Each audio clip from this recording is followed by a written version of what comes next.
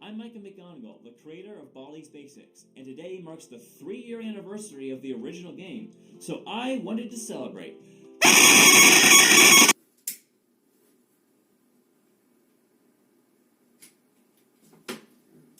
Oh, I didn't get a cake, so I'm just making do with what I have.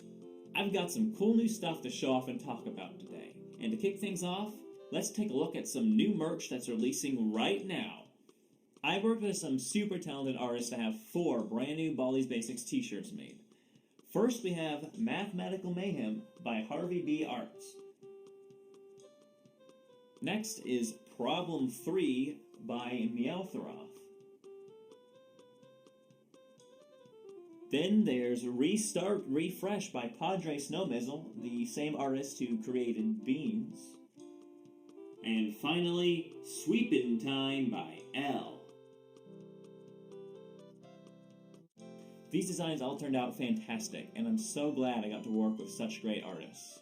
These t-shirts are all available now on the new Basically Games store, and you can find a link to the store in the description below. That's not all you'll find in the new store though. I've also added some extra goodies, like some posters, this world's number teacher mug, and the world's most terrifying face mask. I'm so sorry I made this. Check it out and see if there's anything there you like. Next, I'd like to talk about the current status of Baldi's Basics Plus's development. Since the last update, a lot has happened both regarding the game's development and my personal life. In January, I dedicated the month to working on the game's game design document, but I also moved out of my parents' home halfway through that month, which kept me pretty busy as well. I still haven't finished the game design document. However, in February, I decided I needed to start working directly on the game again to take care of something I've talked about quite a bit before, and that's a new system for creating and loading pre-made levels.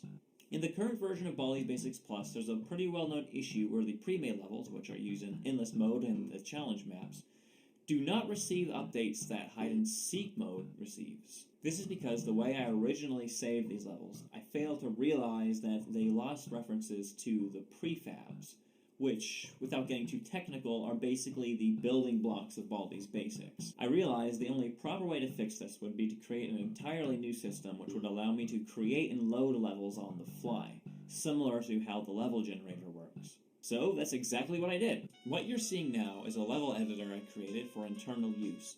Now, I don't currently have plans to release a level editor for public use, but I have programmed this system with that possibility in mind, so once the game is finished, if I do decide I want to do that, it shouldn't be too difficult. This level editor allows me to place tiles, lights, objects, posters, you name it, and saves all the information required to reload the exact same level to a data file. Then I can have the game load from one of these files and build a level in real time, much like how the random level generator works. In fact, the level loader is programmed to share as much code as possible with the level generator, so that bug fixes and improvements made to one will apply to the other. With this system complete, I will be updating Baldi's Basics Plus to version 0.3.3 sometime very soon. This update will have all the pre-made levels remade in this new system and fully up to date with the rest of the game. And of course, it will also have a handful of other improvements and bug fixes. Now, I've got more to say about that, but first I want to talk about something else new that's releasing soon. The Baldi U2s! Pretend like I'm holding it.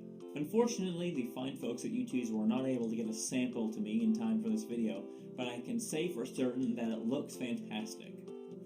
I worked with the design team at U2s to make sure the figure maintained Baldi's most important features and the signature U2 style, and I don't think I could be happier with the final result. The figure drops on April 6th, and I hope you're all as excited as I am to get your hands on it. As soon as I receive mine, I'll probably tweet a video about it, so if you want to see that, be sure to check my Twitter over the next few days.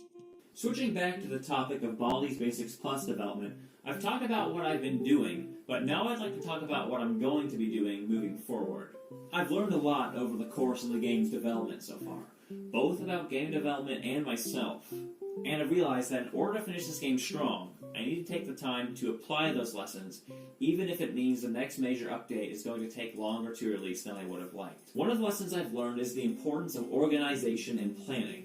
I have a solid idea of what I want the final game to look like in my head, but I've come to realize that even the most concrete ideas in your mind tend to be filled with gaps, malleable, and unorganized.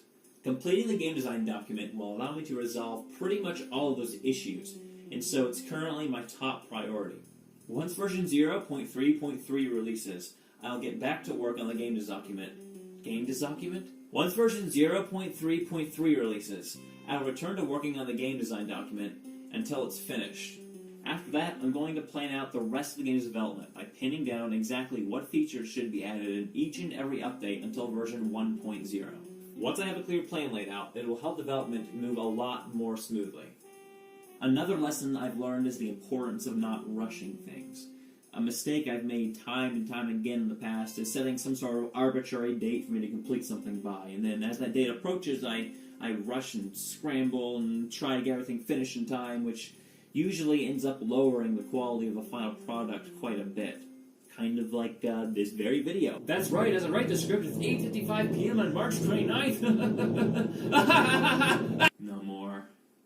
Once I start working on the game again, I'll be sure to take all the time I need for each and every update, and I only plan on releasing release dates for them after they are feature complete. This will then give me time to playtest, fix bugs in, and properly promote updates before they release, instead of me rushing to finish them at the last minute like I've often done for updates in the past. When you're developing a game, you can fall into this trap of feeling like you constantly need to be able to show progress, when in reality that can set some unrealistic expectations about how game development works. So, with all that said, I'm sorry that development has been as rocky as it has been, but I'm confident that with these lessons learned, once I finish the game design document and start releasing updates again, they'll come out much more consistently and of a much higher quality. And that's not to say there won't be more challenges down the road, but no matter what happens, I'll do whatever it takes to make sure I finish this game and finish strong. This is a game that I am super excited about, and I can't wait for you all to see what I have in store.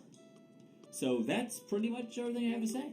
I'll let you all know when the game design document is finished on my Twitter, and when the next update is ready to announce. I'll announce it on the Basically Games Twitter account, and maybe even here on this YouTube channel. Be sure to subscribe so you don't miss out. And well, now I guess I'll get back to work.